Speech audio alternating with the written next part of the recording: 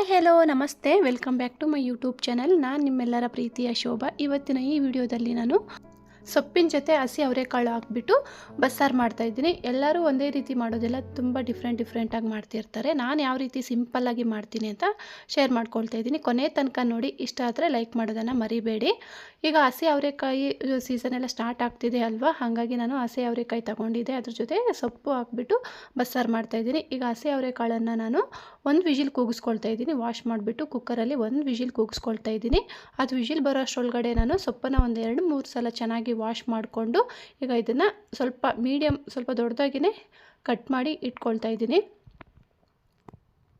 ಈಗ ಕಟ್ ಮಾಡಿರೋಂಥ ಸೊಪ್ಪನ್ನು ಒಂದು ವಿಜಿಲ್ ಬಂದಿರೋಂತಹ ಅವರೆಕಾಯಿ ಜೊತೆ ಹಾಕ್ಕೊಳ್ತಾ ಇದ್ದೀನಿ. ಇದನ್ನು ನಾನು ಮುಚ್ಚಳ ಹಾಕ್ದಿರ ಹಾಗೇ ಬೇಯಿಸ್ಕೊಳ್ತೀನಿ. ಸೊಪ್ಪನ್ನು ಮುಚ್ಚಳ ಹಾಕಿ ವಿಜಿಲ್ ಕೂಗಿಸೋ ಅವಶ್ಯಕತೆ ಇಲ್ಲ. ಒಂದು 2 ನಿಮಿಷ 3 ನಿಮಿಷ ಬೆಂದ್ಕೊಂಡ್ರೆ ಸಾಕು, ಸೊಪ್ಪು ಬೇಗ ಬೆಂದ್ಕೊಂಡ್ಬಿಡುತ್ತೆ. ಈಗ ನೋಡ್ತಿರ್ಬೋದು ಎಷ್ಟು ಬೇಗ ಕುದಿ ಬರ್ತಿದೆ ಅಂತ ಹೇಳಿ. ಅದ್ರ ಜೊತೆ ಒಂದು ಸ್ವಲ್ಪ ಉಪ್ಪು ಹಾಕ್ಬಿಟ್ಟು ಸೊಪ್ಪಿಗೆ ಮತ್ತು ಕಾಳಿಗೆ ಸರಿ ಹೋಗೋಷ್ಟು ಉಪ್ಪನ್ನು ಹಾಕ್ಬಿಟ್ಟು ಬೇಯಿಸ್ಕೊಂಡು ಈಗ ಬೇಳೆ ಎಲ್ಲ ಸೋದಿರುತ್ತಲ್ಲ ಅದರಲ್ಲೇ ಸೋದಿಸ್ಕೊಂಡು ಪಕ್ಕಕ್ಕೆ ಇಟ್ಕೊಳ್ಬೇಕು. ಈಗ ಇಲ್ಲಿ ಮಸಾಲೆ ರುಬ್ಕೊಳ್ಳೋಕ್ಕೆ ಅಂತ ಹೇಳಿ ನಾನು ರೆಡಿ ಮಾಡ್ಕೊಳ್ತಾ ಇದ್ದೀನಿ. ಒಂದು ಬಾಣಲಿ ತಗೊಂಡು ಎಣ್ಣೆ ಸ್ವಲ್ಪ ತಗೊಂಡು ಅದಕ್ಕೆ ಬೆಳ್ಳುಳ್ಳಿ, ಈರುಳ್ಳಿ, ಒಂದು ಟೊಮೊಟೊ, ಒಂದು 3 ಬ್ಯಾಡಗಿ ಮೆಣಸಿನ್ಕಾಯಿ, ಒಂದು ಸ್ವಲ್ಪ ಹುಣಸೆ ಹಣ್ಣು ಇದರಲ್ಲೇ ಸೇರಿಸ್ಕೊಳ್ತಾ ಇದ್ದೀನಿ ನಾನು. ಈ ಥರ ಮಸಾಲೆ ಫ್ರೈ ಮಾಡಿಕೊಂಡು ರುಬ್ಕೊಳ್ಳೋದ್ರಿಂದ ತುಂಬಾ ಟೇಸ್ಟ್ ಚೆನ್ನಾಗಿರುತ್ತೆ, ಡಿಫ್ರೆಂಟಾಗಿರುತ್ತೆ. ಒಂದು ಸಲ ಈ ರೀತಿ ಟ್ರೈ ಮಾಡಿ.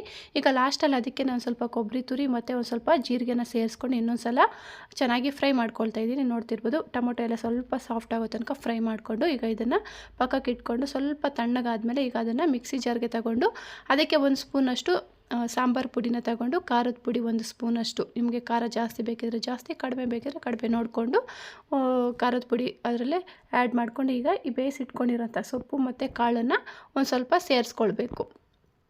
ಸೇರಿಸ್ಕೊಂಡು ಒಂದು ಸ್ವಲ್ಪ ನೀರು ಬೇಕಾದ್ರೆ ಸೇರಿಸ್ಕೊಂಡು ನುಣ್ಣಗೆ ಮಿಕ್ಸಿ ಮಾಡಿಕೊಂಡು ಈಗ ನಾವು ಬೇಳೆ ತೆಗೆದಿಟ್ಟಿರುವಂತಹ ನೀರಿಗೇ ಕಾಳುಗಳು, ಸೊಪ್ಪು ಮತ್ತು ತೆಗೆದಿಟ್ಟಿರೋಂಥ ನೀರಿಗೆ ಆ ಮಸಾಲೆನ ಸೇರಿಸ್ಕೊಳ್ಬೇಕು. ಸೇರಿಸ್ಕೊಂಡು ಈಗ ಇದಕ್ಕೆ ಒಗ್ಗರಣೆ ಮಾಡ್ಕೊಳ್ತಾ ಇದ್ದೀನಿ. ಅದೇ ಕುಕ್ಕರ್ಗೆ ಒಗ್ಗರಣೆ ಮಾಡ್ಕೊಳ್ತಾ ಇದ್ದೀನಿ.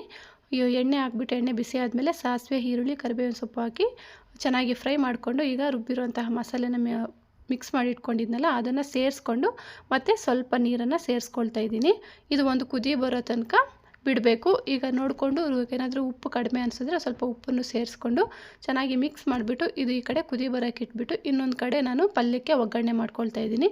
ಈಗ ಅದೇ ಬಾಣಲಿ ತಗೊಂಡು ಸ್ವಲ್ಪ ಎಣ್ಣೆ ಸೇರಿಸ್ಕೊಳ್ತಾ ಇದ್ದೀನಿ. ಒಂದು 3 ಟೇಬಲ್ ಸ್ಪೂನಷ್ಟು ಎಣ್ಣೆ ಸೇರಿಸ್ಕೊಂಡು ಎಣ್ಣೆ ಬಿಸಿ ಆದಮೇಲೆ ಸ್ವಲ್ಪ ಸಾಸಿವೆ, ಈರುಳ್ಳಿ, ಸಣ್ಣದಾಗಿ ಉದ್ದಾಗಿ ಕಟ್ ಮಾಡಿರೋಂತಹ ಈರುಳ್ಳಿನ ಸೇರಿಸ್ಕೊಂಡು ಒಣಮೆಣಸಿನ್ಕಾಯಿ ತೊಗೊಳ್ತಾ ಇದ್ದೀನಿ ನಾನಿಲ್ಲಿ ಖಾರಕ್ಕೆ. ಅದನ್ನು ಚೆನ್ನಾಗಿ ಫ್ರೈ ಮಾಡ್ಕೊಳ್ತಾ ಇದ್ದೀನಿ.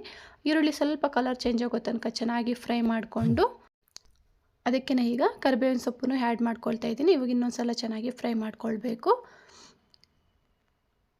ಈಗ ನೋಡ್ತಿರ್ಬೋದು ಈರುಳ್ಳಿ ಎಲ್ಲ ಕಲರ್ ಚೆನ್ನಾಗಿ ಫ್ರೈ ಆಗಿದೆ, ಕಲರ್ ಚೇಂಜ್ ಆಗಿದೆ. ಈಗ ಅದಕ್ಕೇ ನಾವು ಈಗ ತೆಗೆದಿಟ್ಟಿರುವಂತಹ ಕಾಳು ಮತ್ತು ಸೊಪ್ಪನ್ನು ಆ್ಯಡ್ ಮಾಡಿಕೊಂಡು ಇನ್ನೊಂದು ಸಲ 1-2 ನಿಮಿಷ ಚೆನ್ನಾಗಿ ಇದರಲ್ಲೇ ಎಣ್ಣೆಯಲ್ಲೇ ಫ್ರೈ ಮಾಡ್ಕೊಳ್ಬೇಕು, ಚೆನ್ನಾಗಿ ಮಿಕ್ಸ್ ಮಾಡ್ಕೊಳ್ಬೇಕು. ಇದು ಆ ಒಗ್ಗರಣೆ ಘಾಟೆಲ್ಲ ಚೆನ್ನಾಗಿ ಹಿಡಿಯೋ ಥರ ಮಿಕ್ಸ್ ಮಾಡಿಕೊಂಡು ಲಾಸ್ಟಲ್ಲಿ ಸ್ವಲ್ಪ ಕೊಬ್ಬರಿ ತುರಿನ ಆ್ಯಡ್ ಮಾಡಿಕೊಂಡ್ರೆ ಪಲ್ಯನೂ ರೆಡಿ ಆಗಿಬಿಡುತ್ತೆ. ಈ ಥರ ಮಸಾಲೆನ ಒಂದು ಸಲ ಎಣ್ಣೆಯಲ್ಲಿ ಫ್ರೈ ಮಾಡಿಕೊಂಡು ಬಸ್ಸಾರು ಮಾಡಿ ನೋಡಿ, ತುಂಬಾ ರುಚಿ ಚೆನ್ನಾಗಿರುತ್ತೆ, ಡಿಫ್ರೆಂಟಾಗೂ ಇರುತ್ತೆ. ಮುದ್ದೆ ಜೊತೆ ಮಾತ್ರ ಬಸ್ಸಾರು ಸೂಪರಾಗಿರುತ್ತೆ, ನಮ್ಗೆ ತುಂಬಾ ಇಷ್ಟ.